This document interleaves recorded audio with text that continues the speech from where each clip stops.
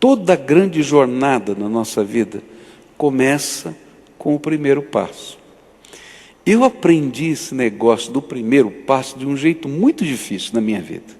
Eu era moleque e eu tinha infecções de garganta todo o tempo. E naquele tempo, né, hoje eu não sei se tem vendo vários médicos aí, naquele tempo, quando você tinha muita infecção de garganta, eles pincelavam a garganta da gente. Quem já pincelou a garganta aqui? Eu quero ver. Estou vendo que só tem velho que pincelou a garganta aqui. Não, você não é tão velha não, né? Tá bom, né?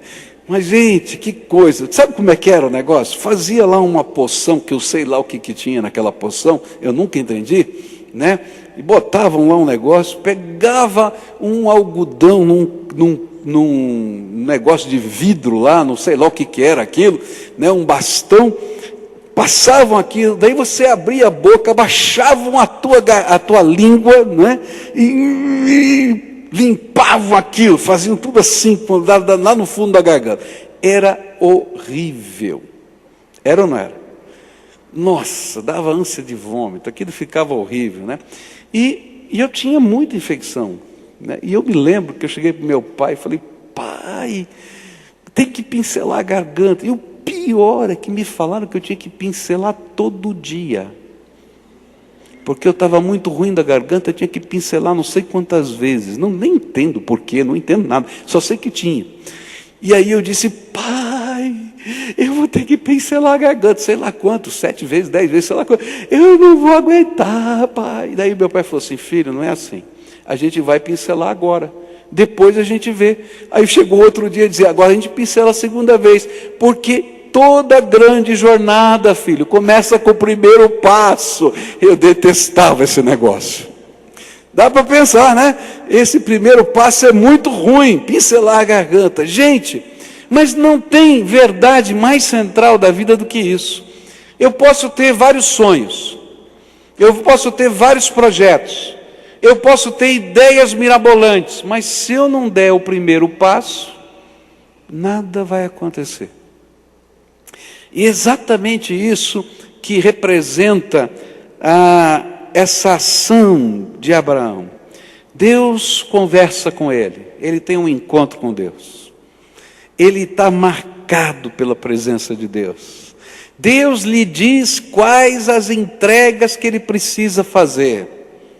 Mas nada aconteceria se ele não colocasse todas as coisas lá na sua carriola, sei lá no que ele carregou, e ele dissesse: eu vou começar uma grande jornada na dependência de Deus. Na nossa vida com Deus, sempre vai ter um primeiro passo, e sem ele nós nunca sairemos em direção do propósito de Deus. O passo de Abraão não era diferente do de qualquer outro peregrino da fé. O que muda é o cenário, mas a essência é a mesma: ir para o lugar da vontade de Deus. Se você vai começar uma peregrinação pela fé, o grande centro é você está caminhando na direção do propósito e da vontade de Deus. E o interessante é que quando Deus falou com Abraão, Ele não disse para ele de uma maneira muito clara para onde ele iria. Ele simplesmente disse: olha, vai para o lugar que eu vou mostrar para você. Era uma espécie de um direcionamento, um convite para buscá-lo por todo o caminho. Por quê? Porque ele não tinha todas as informações, pois o caminho para aquele lugar que é a vontade de Deus, a gente não recebe de Deus um mapa, mas ao contrário, Ele oferece um guia para nós. E é por isso que Jesus afirmou: eu sou o caminho, a verdade e a vida. É tremendo, sabe por quê? Porque se Deus me desse um mapa, e eu pudesse saber todos os detalhes, algumas das situações eu ia correr. Estou falando sério. Deus é sábio.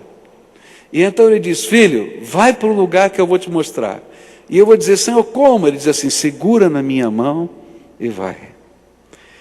E aí a gente segura na mão de Deus e vai dando um passo de cada vez. Um passo de cada vez. Um passo de cada vez. E Deus vai nos conduzindo na direção do projeto que Ele tem para a nossa vida. Agora dá uma olhada, eu não sei se eles prepararam lá embaixo, mas tem um mapa aqui para mostrar para você o que representou caminhar com Deus na vida de Abraão. Olha de onde ele saiu. Está vendo aqui o número 1 lá? Tá, eu sei que é difícil de olhar, né? Porque a gente não consegue ter aqui. Ali está Ur dos Caldeus, o último pontinho vermelho está ali, antes, abaixo da Babilônia, tá? É Ur dos Caldeus. Ele vai sair, tá? Mais para baixo um pouquinho aí, mais para baixo, isso aí, tá? Ele vai sair daí de Ur dos Caldeus, tá? E ele vai até o começo da flechinha do número 2, que é Harã. Essa é a primeira jornada que ele faz. Não, volta aí. Aí, Harã, aí, tá. Muito bem. Esse é o lugar que ele para, porque ele está com a família, tá? O papai dele vai morrer em Harã, naquele lugar, e depois ele vai continuar, depois da morte do papai, até Canaã. E você pode mostrar o mapa, agora eu vou mostrar onde está Siquém aqui, volta lá para a gente ver o mapa. Isso, o Siquém vai estar ali perto na flechinha número 2, lá embaixo, perto da número 3, está lá, esse lugar, exatamente aí. Olha a distância, caminhando a pé, lembra disso? A pé, com o camelo, levando as ovelhas, né? Alguns acreditam que tenha em torno de 1.250 quilômetros essa jornada. Mas você acha muito? Mas não é não, porque ele vai continuar caminhando com Deus por toda a sua vida. Caminhar na direção da vontade de Deus é alguma coisa que a gente começa e que a gente aprende a viver na presença de Deus cada dia. Esse outro mapa vai mostrar para a gente com um pouquinho mais próximo, volta lá para o segundo mapa, saindo de Harã até Siquém, a faixinha, a outro, esse aí, a faixinha amarela do lado esquerdo, aí, ele vai sair lá de cima, vai fazer esse contorno todo, e vai chegar lá embaixo, onde está Siquém ali, isso, e ali ele vai estar fazendo essa primeira jornada, na direção do projeto de Deus, e ele vai procurar Siquém. E a gente fica pensando, por que ele vai procurar Siquém? Porque lá nessa cidade de Siquém tinha um carvalho que tinha o nome de Moré. A palavra Moré, carvalho de Moré, um lugar sagrado de Moré, significa professor. Onde a gente aprende de Deus.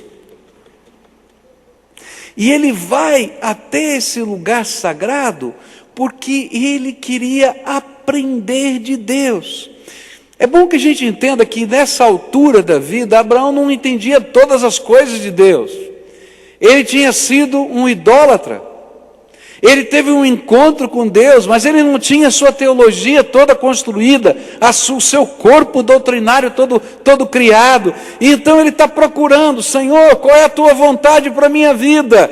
E ele ouve que tem um lugar lá no sul do país, onde tem uma cidade, onde tem um carvalho, uma árvore, onde as pessoas se colocam para orar, e onde Deus ensina as pessoas. Ele já sei onde eu vou na direção desse lugar onde Deus ensina, porque eu preciso saber a vontade dele para a minha vida. E o interessante é que Deus é tão tremendo, que quando ele está na cidade de Siquém, mas ele não está no carvalho de Moré, para aquele que entendesse que não tem nenhuma ligação entre aquela idolatria que ele vivia e o Deus que se revelava. Mas quando ele estava naquela busca, mas ele estava lá buscando, mas não no carvalho, Deus se revela a ele, e ele tem tremenda experiência de novo com Deus, que Deus está falando com ele, que ele constrói um altar. E ele diz, não é lá no carvalho, é aqui onde Deus está falando comigo que eu vou construir esse altar. Queridos, quando a gente começa a caminhar com Deus, a gente dá o primeiro passo. E nem sempre a gente tem todas as respostas. Na verdade, na maioria das vezes a gente não tem todas as respostas. A gente não sabe o que Deus vai fazer. A gente simplesmente tem uma experiência com Ele. E tem a certeza de que Ele prometeu que estaria caminhando conosco. E então a gente segura na mão dEle. Às vezes a gente vive em ansiedade. Às vezes a gente tem medo. Às vezes os sentimentos são os mais diversos do coração da gente. Mas o Senhor se encontra conosco no meio do caminho, confirma a nossa fé, se revela outra vez e diz: continua andando comigo, porque eu sou o caminho. Eu recebi o meu chamado quando criança, com 12 anos. Deus falou muito forte ao meu coração e eu comecei a tentar entender desde aquela época qual era o projeto de Deus, o que eu devia fazer. E o interessante é que eu não tinha todos os planos colocados e prontos. Eu sabia que Deus tinha me chamado para alguma coisa, eu queria fazer a vontade dEle. E eu me lembro que eu fiquei incomodado. Então eu tinha 12 anos, eu terminei aquilo que era na época, né, o curso, como é que é agora? Fundamental. Fui lá, fiz lá o fundamental e tal, etc. Eu falei, bom, agora já esperei muito tempo, né? Porque agora eu já tenho, afinal de contas, 15 anos. Agora eu tenho que começar a trabalhar para o reino de Deus. E aí eu me lembro que eu fui lá na Faculdade Teológica Batista de São Paulo para pedir a minha matrícula, com 15 anos. Coitado daquele povo, que paciência, né? Porque eu fui lá falar com ele e ele disse: não, você tem que terminar o próximo nível agora, né? E vim aqui, porque aqui é nível de faculdade. Eu falei: não tem problema, eu vou estudar, pode ter certeza que eu vou terminar tudo, mas deixa, porque eu tenho pressa. E ele dizia: não, volta lá. E eu fiz isso durante 3 anos. Todo ano eu passava de ano, eu voltava com as minhas notas, o meu boletim, e dizia: deixa eu entrar. Ele dizia: não, não chegou o tempo. E gente, que coisa horrível, parecia que estava tudo errado, porque eu tinha pressa, tinha muita pressa. Mas Deus estava me guiando. Nem sempre a gente sabe todos os detalhes, mas Deus está no controle. E então eu comecei a fazer o curso, e fiz o primeiro ano, o segundo ano. Quando eu cheguei no 4º ano do seminário, eu fiquei desesperado. Deus, o que eu vou fazer? Eu estou no último ano, eu não tenho igreja, eu não sei se vou ser missionário, se eu vou ser pastor, o que eu vou ser? Eu estou perdido, Senhor. E eu chorava, eu trabalhava com peça de automóvel, de vez em quando me davam uns negócios assim, olhavam para mim: o que eu estou fazendo trabalhando com peça de automóvel? Essas peças não se convertem. Eu preciso achar alguém que se converta, não é? Porque esse era o meu chamado. Eu trancava a porta do banheiro, sumia, ia ajoelhar lá e dizia: Senhor, estou aqui trabalhando com peça, Senhor. O problema não era a peça, era a minha vocação. E eu acho que Deus sorria lá de cima, dizia: eu estou no controle. Você está entendendo? A gente dá o primeiro passo e a gente segura na mão de Deus. Você não vai saber os detalhes do que Deus vai fazer na tua vida, e louvado seja Deus por isso, porque Ele com sabedoria está te guiando passo a passo, e você vai andar a trilha do mapa que Deus vai traçar para você. E não importa o que esteja acontecendo hoje, quais sejam as circunstâncias, Deus está no controle. E se você está vivendo essa peregrinação de fé, você tem um guia. E quando você tem um guia, você não tem que ficar preocupado com o caminho, porque Ele sabe o caminho, você só tem que segui-lo. Agora segue de perto. Por isso eu queria dizer para você: se você está nessa jornada de fé, segura na mão de Deus e vai. Segura na mão de Jesus e vai.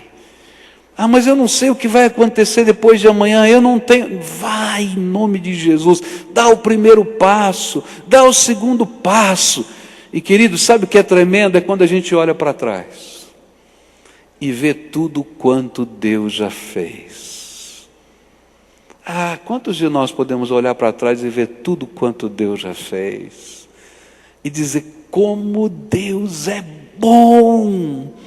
Como Deus é bom! Olha só, aquilo que eu estava morrendo de medo, Deus transformou assim, aquilo outro, porque Deus é bom. Então, dá o passo. Uma das armas de Satanás na nossa vida é quando nós somos visitados por Deus. E quando nós temos consciência, a nossa alma já entendeu o que a gente tem que fazer e a gente quer fazer, mas a gente não dá nenhum passo. E aí sabe o que acontece, queridos? Vai vir o desânimo na sua vida. Desânimo espiritual, desânimo moral. Porque, queridos, aquela verdade que está dentro de você e não toma forma de nenhuma maneira, ela se transforma em frustração na nossa alma. E aí Satanás vai trabalhando dentro de nós, frustração sobre frustração. Mas quando a gente está caminhando um passo de cada vez, não dá tempo de se frustrar, porque as coisas novas de Deus acontecem todo dia. Algo tremendo de Deus está acontecendo todo dia. Eu não sei o final da história, porque eu estou escrevendo a história, junto com Deus. E esse é o processo de Deus na nossa vida.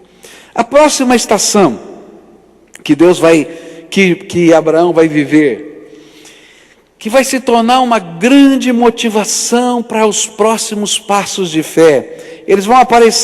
Ela vai aparecer nos versículos 2 e 3. Onde a Bíblia diz assim: os seus descendentes vão formar uma grande nação, eu os abençoarei, o seu nome será famoso, e você será uma bênção para os outros.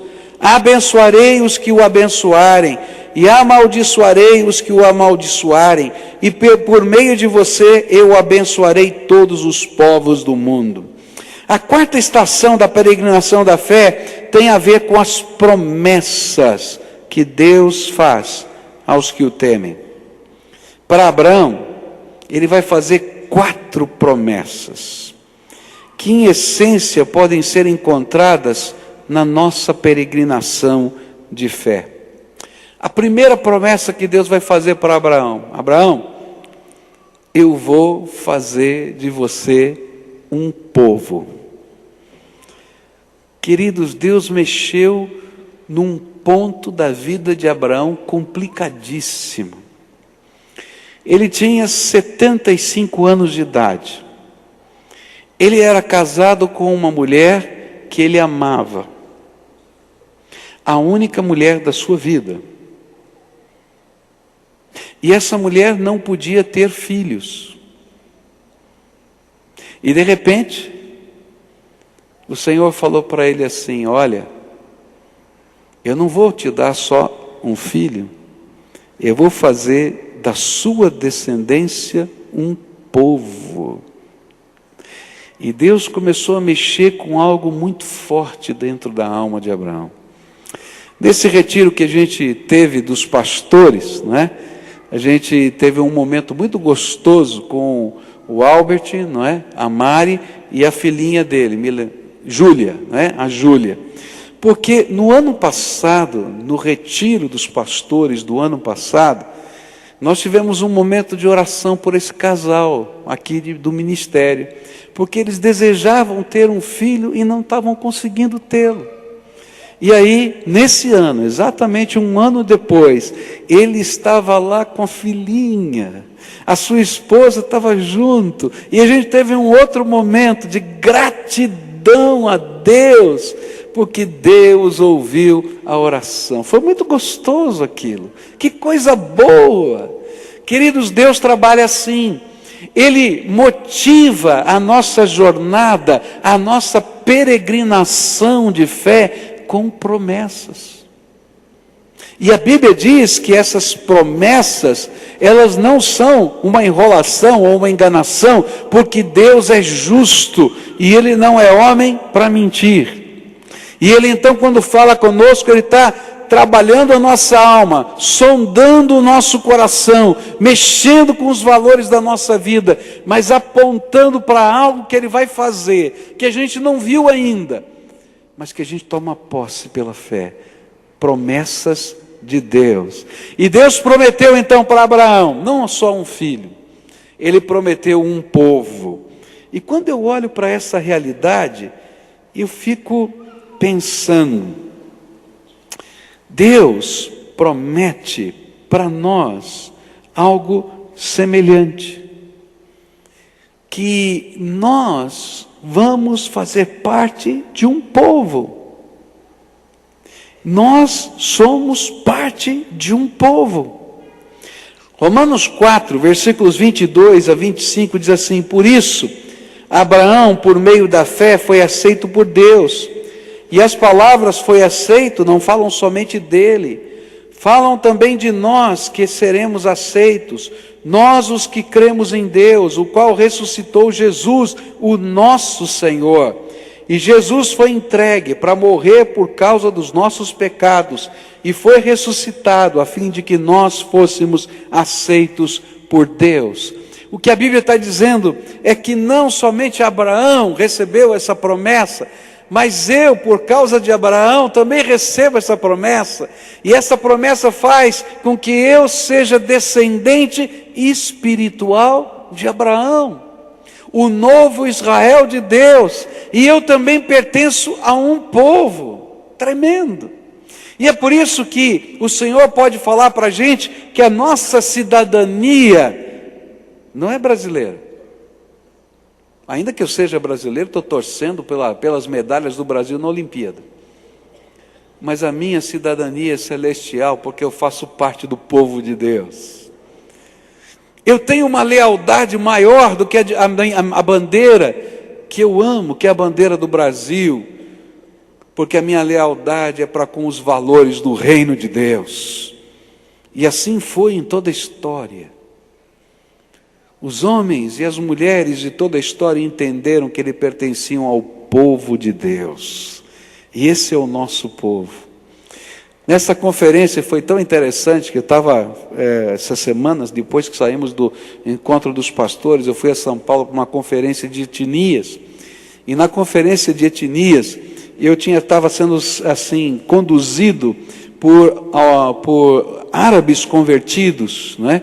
E com uma experiência com Deus tremenda, e eles estavam ali me conduzindo pelo carro. Pegamos um trânsito de 2 horas em São Paulo para chegar do hotel até o lugar da conferência, e aí eles foram contando a sua experiência, e foi muito interessante, porque um deles me disse assim: olha, eu estava no salão de barbeiro, e ali estava cheio de pessoas árabes, de vários muçulmanos, vários isso e tal, e eu comecei a falar de Jesus. Eu estava lá, e eles não podem fazer nada, eu vou falar de Jesus. E começaram a falar de Jesus. E aí começaram a discutir e tal, etc. E ele disse assim: olha, o meu Jesus não é o Issa do Alcorão. Eles: como que não é? Não, porque o meu Jesus disse que a gente tem que amar os inimigos. E quando ele falou, tem que amar os inimigos, aquele homem ficou bravo, começou a fazer um tumulto no salão do barbeiro. Como? Você vai amar o judeu agora? Você vai fazer isso, vai fazer aquilo, e aquela confusão toda e tal, etc. E aí ele foi falando: não, olha, a palavra de Deus diz assim, assim, e continuou pregando o evangelho. Bom, ele estava dirigindo o carro, e nós chegamos na conferência. E a hora que eu entro na conferência, com um xiita do meu lado e um outro árabe do meu outro lado, né? Xiita convertido e outro árabe aqui do meu lado. Adivinha quem vai nos receber? Um judeu convertido, com todo aquele jeitão de rabino, com aquele negócio na cabeça, aquela manta. Ah, pastor Pascoal, aqui está o irmão fulano, o irmão Beltrano. E aí quando nós saímos de perto dele, eu falei assim: agora está na hora de você amar os seus inimigos aqui. Ele olhou para mim assim: vai lá dar um beijo no seu irmão. Está entendendo? Porque a nossa lealdade é maior do que qualquer bandeira. Nós pertencemos a um só povo, o povo de Deus. Você faz parte desse povo. E sabe o que é tremendo? Em qualquer lugar dessa terra que você estiver. E eu sou testemunha de que isso é verdade. Se tiver um crente em Jesus de verdade, você vai encontrar a sua família. Porque o povo de Deus está por aí. Você nunca viu, você nunca ouviu o nome, mas o Senhor vai usar alguém para ser seu irmão em Cristo naquele lugar. Deus prometeu para Abraão um povo, mas Ele prometeu um nome. E é interessante, porque isso é tão tremendo, porque todos aqueles que construíram cidades tinham um sonho. O sonho, se você olhar em Gênesis, era construir o seu nome. Se você olhar Caim, né? Se você olhar os sucessores de Caim que construíram cidades, se você olhar para o que aconteceu depois do dilúvio, o interesse era construir um nome. E sabe, toda vez que a gente constrói um nome, o nome da gente desaparece. Se você está tentando construir o seu nome numa sociedade, o seu nome vai desaparecer. Mas quando Deus diz, vem comigo, porque eu tenho um projeto para a tua vida, o teu nome vai marcar a vida de outras pessoas de uma maneira tão tremenda, que esse nome não desaparece. E Deus vai trabalhar com Abraão isso. E você vê que coisa tremenda? Dizem que Abraão viveu cerca de 2.500 anos antes de Cristo. Já se passaram, depois de Cristo, mais ou menos 2.012 anos, está certo? Nós estamos falando de 4.512 anos. E de que a gente está falando? De Abraão. Por quê? Porque Deus tinha um propósito para essa vida. E o propósito de Deus não pode ser mudado. É tremendo e é eterno. E para Abraão, a promessa é que ele seria um referencial de Deus para cada ser humano. E o seu nome nunca seria esquecido. Mas para nós, ele prometeu um novo nome, que será dado por ele a nós, como marca da transformação e da bênção eterna que ele nos está dando. Há uma promessa de Deus tremenda, que no dia em que você for recebido no céu, você vai receber uma pedrinha branca, como se fosse um ticket de entrada. Eu não sei se isso é simbólico ou se é literal, eu não sei interpretar isso. A Bíblia diz que você vai receber uma pedrinha branca, e que na pedrinha branca você vai ter o seu novo nome, um nome que Deus vai dar para você.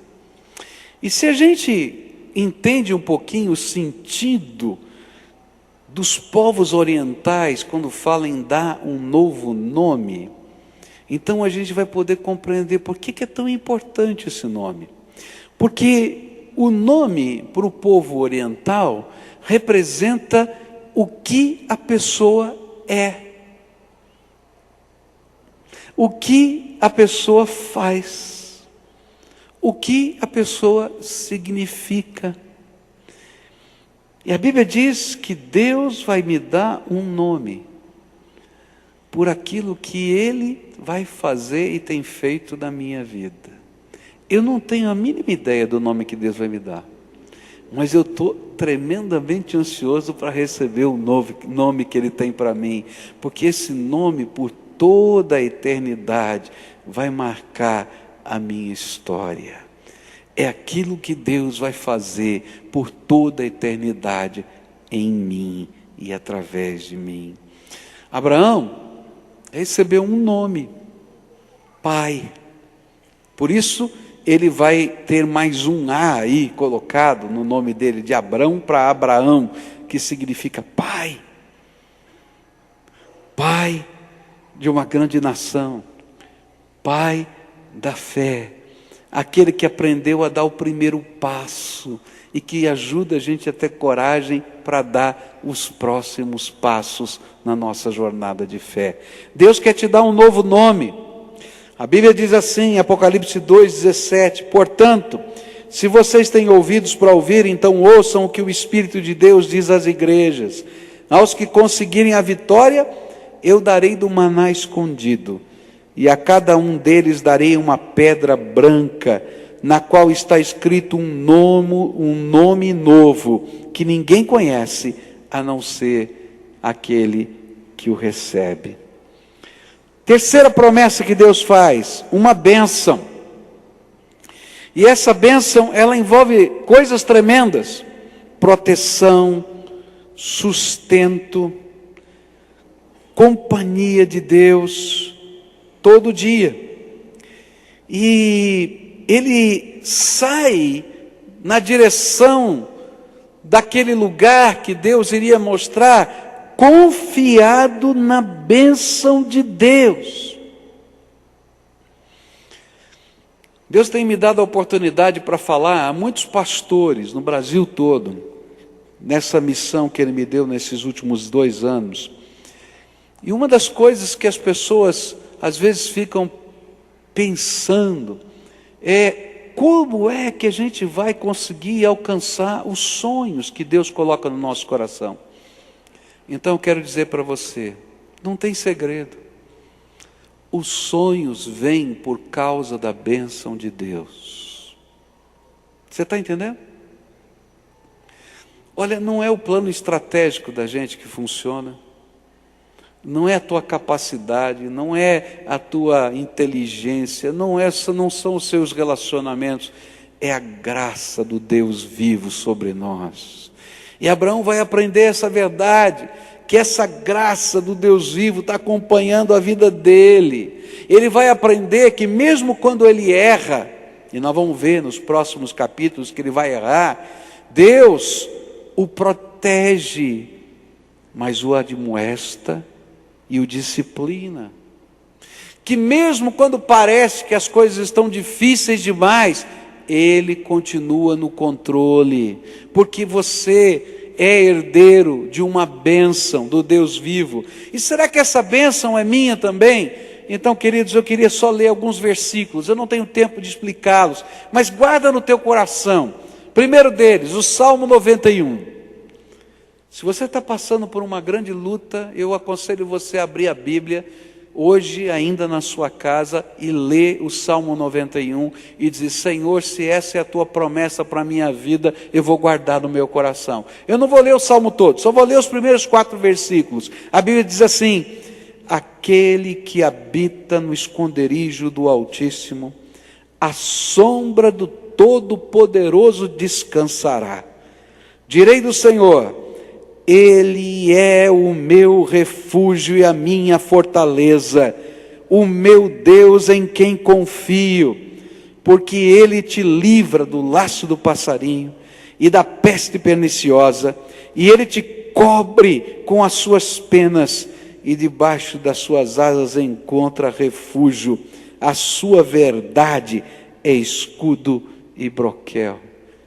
Querido, essa é promessa de Deus para você. Não é só para Abraão, não é só para Moisés. É a promessa de Deus para todo aquele que crê que Jesus é o Senhor da sua vida. Você vai habitar debaixo da sombra do Onipotente. E, querido, se Deus é por nós, você não conhece esse versículo?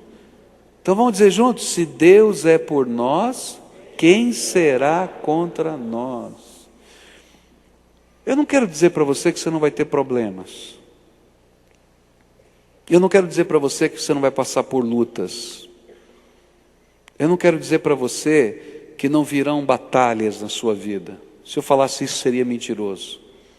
Mas se você habita no esconderijo do Altíssimo, o Senhor é por você.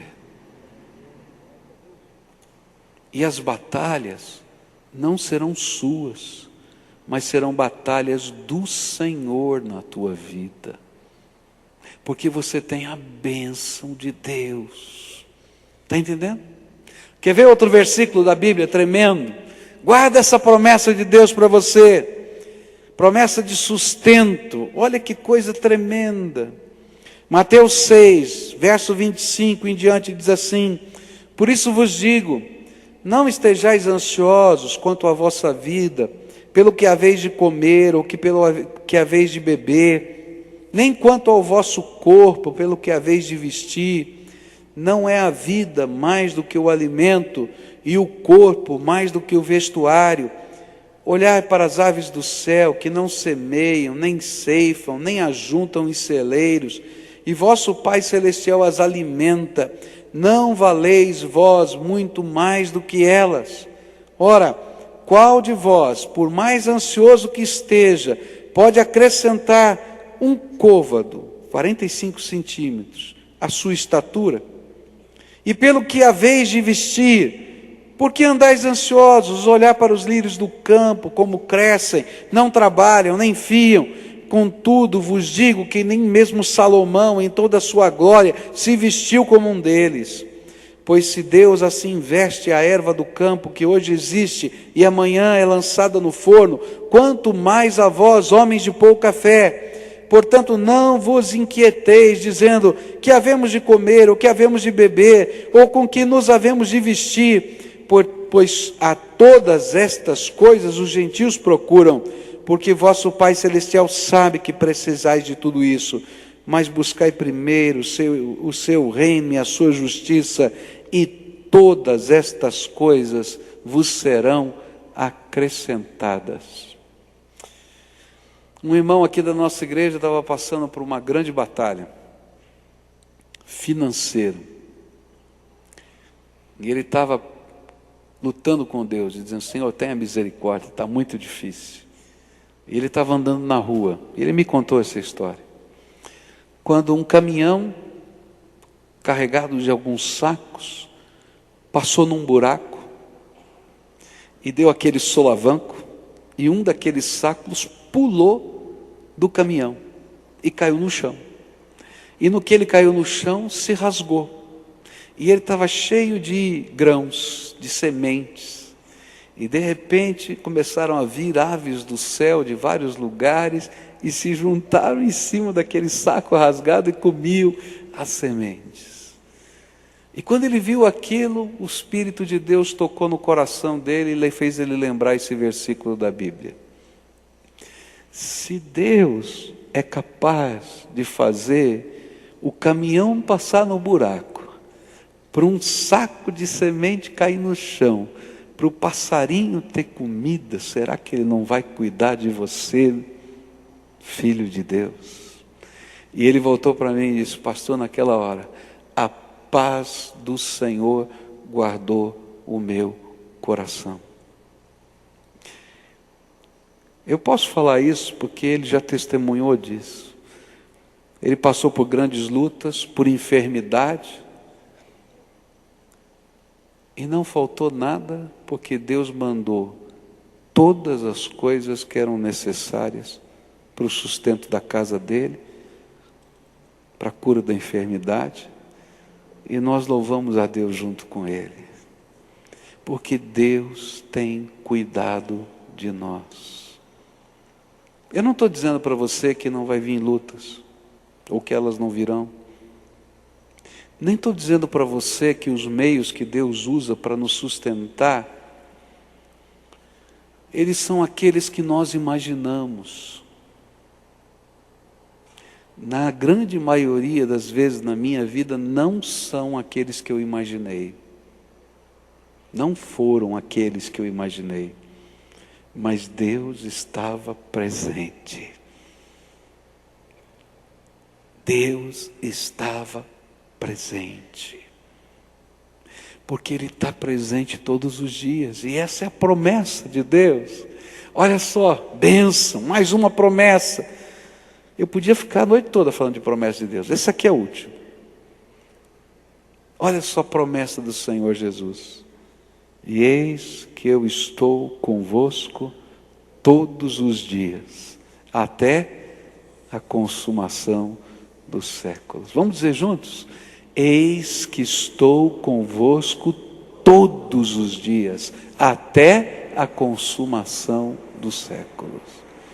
Se Deus é por nós, quem será contra nós? Se Deus, que não poupou o seu único filho por amor de nós, será que Ele não vai fazer todas as coisas? É a pergunta que o apóstolo Paulo faz para nós. Quando a gente começa a jornada da fé, sabe o que é que nos motiva? É a bênção de Deus. A gente tem um povo, a gente tem um nome, porque a gente pertence ao Senhor, e o nome agora não é o mais meu, da minha família, é o nome de Jesus sobre a minha vida. E a gente tem uma bênção. E é tão tremendo que Deus vai dizer assim para Abraão: aqueles que te abençoarem, eu abençoo. Aqueles que te amaldiçoarem, eu amaldiçoo, porque você é abençoado por mim. É tremendo. Porque há algo tremendo de Deus acontecendo na nossa vida. E por fim, Ele termina dizendo assim: olha, eu tenho uma missão para você. E nessa bênção, Ele termina dizendo assim: sê tu uma bênção. Sê tu uma bênção. A bênção de Deus é algo que a gente recebe. Mas se a gente não entender a natureza do Deus que nos dá essa bênção, a gente a perde. Porque quando a gente entende a natureza do Deus dessa bênção, a gente reparte. E aí Deus está ensinando que a minha vida tem propósito, a minha vida tem missão. E o que vai dar sentido à minha existência é eu entender o propósito e a missão que Deus tem para mim. Talvez eu não vá entender todos os detalhes do propósito e da missão. Eu não vou entender, você não vai entender.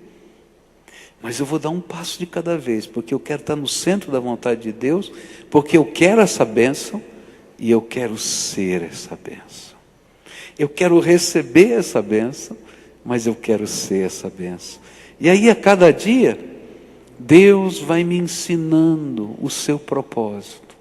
Para coisas que eu vou ter que aprender na minha vida e colocar em ordem na minha vida. Para outras coisas que Ele quer que eu faça e que eu realize para outros, para a glória de Deus.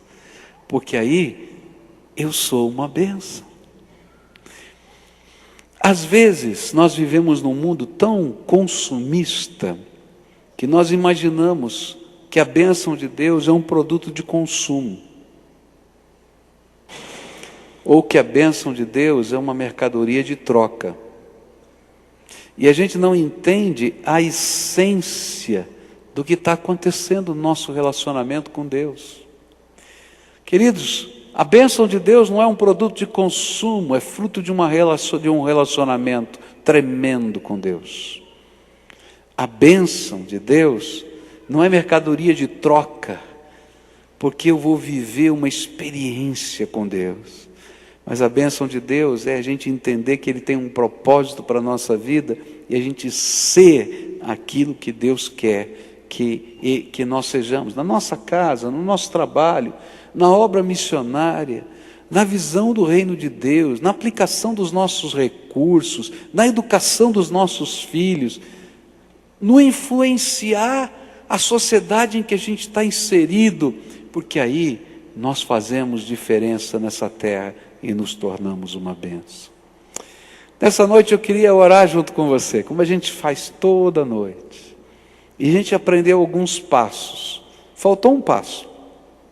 Eu vou deixar para a semana que vem, tá bom?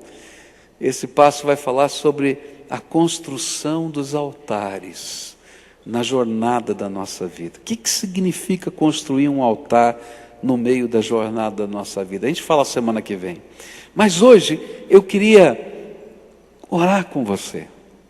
A gente aprendeu que ninguém faz uma peregrinação de fé sem um encontro com Deus. E a primeira pergunta é: você já teve um encontro pessoal com Jesus como Senhor e Salvador da sua vida? Você já ouviu a voz de Deus? Você já sentiu a presença do Espírito Santo dentro do seu coração? Você pode experimentar o poder de Deus fluindo na tua vida.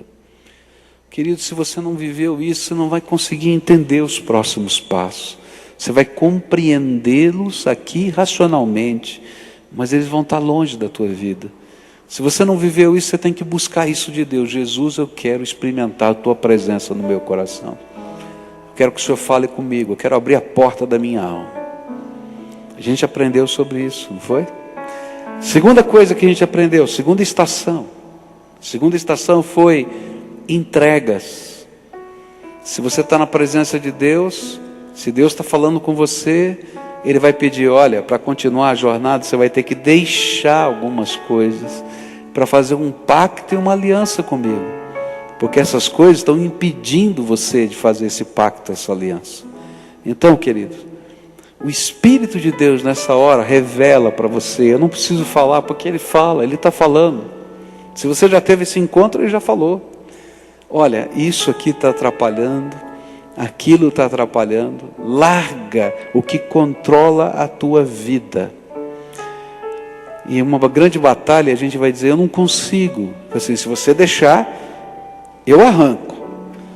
Mas deixa eu mexer na tua vida e vem comigo. Terceira estação, é o primeiro passo. Deus fala com a gente e a gente se convence. Mas se você sair e não fizer nada, a Bíblia diz que Satanás vem como uma ave e leva a semente que Deus plantou no teu coração embora. E não fica nada.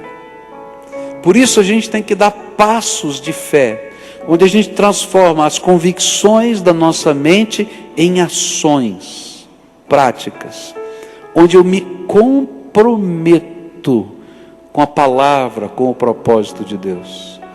Essa é uma das razões porque a gente precisa fazer parte do povo de Deus, se identificar com Ele. Sabe por que é importante você fazer parte de uma igreja, ser membro de uma igreja, estar ligado, participar, prestar conta, se envolver nos ministérios? É porque a gente está dando passos concretos. Eu sei aquilo que eu sou hoje, e eu estou assumindo a minha posição com o Senhor. Então, se você já ouviu a voz de Deus, já aceitou Jesus, está na hora de pedir o seu batismo. Se você é membro de uma outra igreja e frequenta essa igreja, já faz tempo, está na hora de você se tornar membro dessa igreja. Essa é a sua comunidade, não é? Então dá passos concretos. Eu vou assumir o meu papel. Esse é o meu lugar. E Deus vai te pedir, não só isso, vai te pedir para você assumir compromissos com Ele em outras coisas, em outras situações. Esse é só um exemplo. Porque o primeiro passo significa compromisso. A gente vai caminhar nessa jornada de fé. A quarta coisa tremenda de Deus aqui é que Ele promete àqueles que se comprometem com Ele bênçãos. Ele promete a sua proteção. E olha, queridos, eu quero dizer uma coisa tremenda. Essa proteção vale para coisas materiais e para espirituais. Eu tenho certeza, por causa da graça de Jesus, que não há poder no céu, na terra, nem debaixo da terra, seja do que for, que possa tocar na minha vida, porque eu estou guardado na mão de Jesus. Eu estou debaixo da sombra do Onipotente. Amém. Posso passar por lutas? Passo. Vou passar por enfermidades? Sim. Faz parte da minha vida. Mas eu não vou estar sozinho. O Senhor está comigo. E eu continuo na mão dEle, porque Ele continua tendo propósitos para a minha vida. Não é tremendo isso? Eu sei que essa bênção envolve tantas áreas da minha vida, mas envolve até o sustento que Ele me dá. E é bondade dEle. É bondade dEle. É bondade dEle. Porque Deus é bom e Ele cuida da gente. E sabe o que é tremendo? Não tem um segundo da minha vida que eu esteja sozinho, porque Ele prometeu: eis que estou convosco todos os dias, até a consumação dos séculos. Nessa noite eu queria orar junto com você.